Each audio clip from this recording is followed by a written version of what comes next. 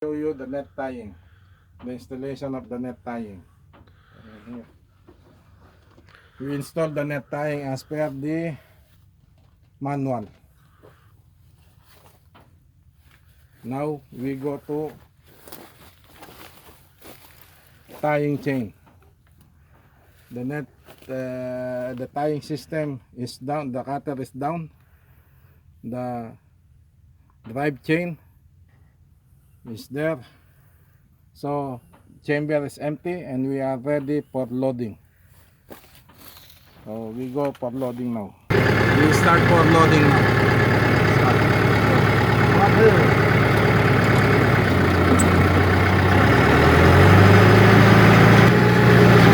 Now the arrow coming and that means it's loading.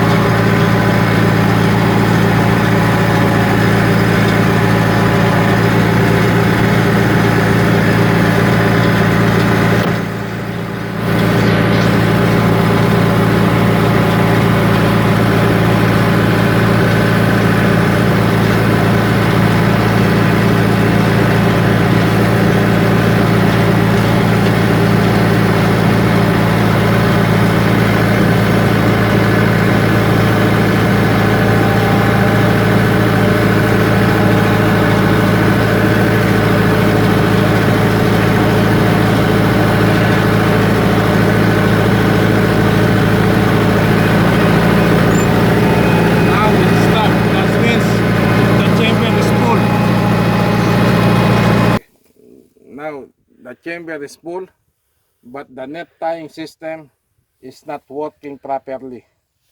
Supposed to be this arm will go up, this cutter will go up there to start the tying and cut, but it's not working. The motor, this motor is not working, so that this arm will go up.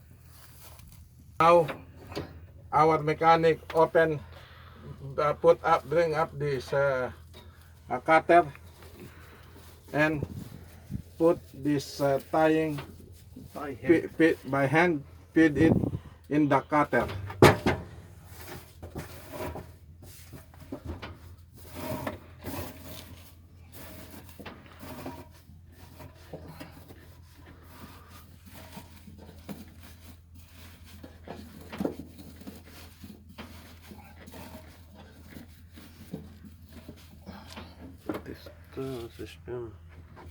So after the feeding, wait, go down, don't pause.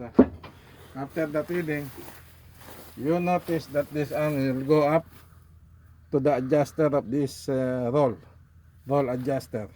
So that means this one is ready for tying, but it's manual. He said that after in the manual, after the bale is full, the chamber is full for the bales, around 2 or 3 seconds the motor will automatically start and this arm will go up and ready for tying, but it's not. This motor is not working, so we make it manual to check if the tying system is working. Now we start the tying manually and the tying system is working.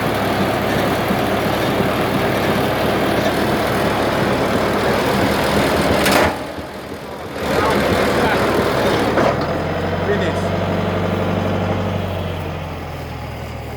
Eject. Open the chamber.